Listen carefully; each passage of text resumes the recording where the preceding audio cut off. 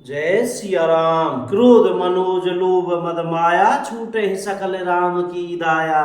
सो नर इंद्रजाल नहीं भूला, जा पर होई सो नट अनुकूला। श्री राम जय जय राम। क्रोध काम लोभ मद और माया, ये सभी श्री राम जी की दया से छूट जाते हैं। वह नटराज भगवान जिस पर प्रसन्न होता है, वह मनुष्य इंद्रजाल माया से नहीं भूलता।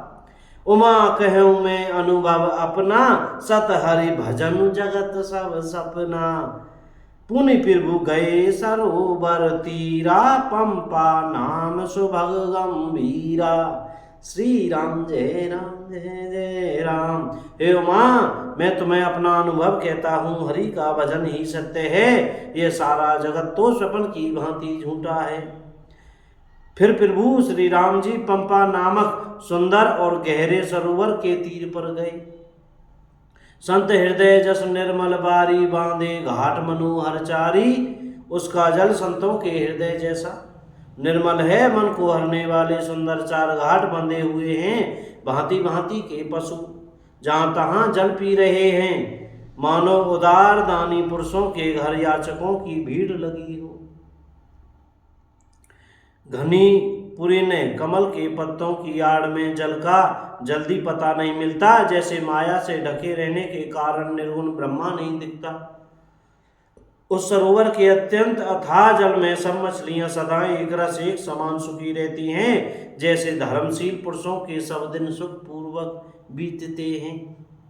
उसमें रंग बिरंगे कमल खिले हुए हैं, बहुत से भौरे मधुर स्वर से गुंजार कर रहे हैं। जल के मुर्गे और राजहंस बोल रहे हैं, मानो प्रभु को देखकर उनकी प्रशंसा कर रहे हों। चक्रवाक बक खग समुदाय, देखत बनई बरनी नहीं जाई। चक्रवाक बगुले आदि पक्षियों का समुदाय देखते ही बनता है, उसका वर्णन नहीं किया जा सकता। सुंदर पक्षियों की बोली बड़ी सुहावनी लगती है, मानो रास्ते में जाते हुए पथिक को बुलाए लेती हो। उस झील पंपा सरोवर के समीप मुनियों ने आश्रम बना रखे हैं। उसके चारों ओर वन सुंदर वृक्ष हैं, चंपा मोल श्री कदम्ब तमाल पाटल कटहल ढाक और आम आदि के पेड़ हैं। बहुत प्रकार के वृक्ष नए नए पत्तों और सुगंधित पुष्पों से युक्त हैं, जिन पर भौरों के समूह गुंजार कर रहे हैं। स्वभाव से ही शीतल मंद सुगंधित एवं मन को हरने वाली हवा सदा बहती रहती है। कोयलें कुह कुह का शब्द कर रही हैं, उनकी रसीली बोली मुनियों का भी ध्यान टूट जाता है।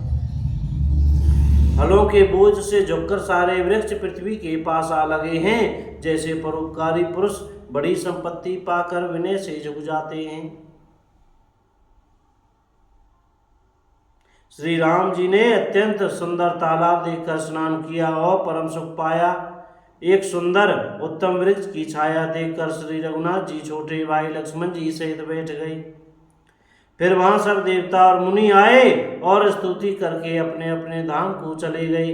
कृपालु श्री राम जी परम प्रसन्न बैठे हुए छोटे भाई लक्ष्मण जी से रसीली कथाएं कह रहे हैं। भगवान को विरहयुक्त देखकर नारद जी के मन में विशेष रूप से सोच हुआ। उन्होंने विचार किया कि मेरे ही शाप को स्वीकार करके श्री राम जी नाना प्रकार के दुखों का भार सह रहे हैं, दुख उठा रहे हैं। बोलो राजा रामचंद्र की जय हो, श्री हनुमान जी महाराज की जय, चमेली वन धाम की जय, राजा रामचंद्र की जय, अपने अपने गुरु महाराज की जय, सब संतन की जय। जय श्री राधे श्याम। भैया बोलने में पढ़ने में कहने में हमसे कोई गलती हो गई हो तो कृपया क्षमा करते रहिएगा। और यह संवाद श्री रामचरितमानस अरण्य कांड से था। आज कथा का यहीं विश्राम करते हैं, बाकी फिर राम जी की कृपा से फिर कहेंगे। बोलो सीताराम सीताराम, राधे श्याम जय राधे श्याम।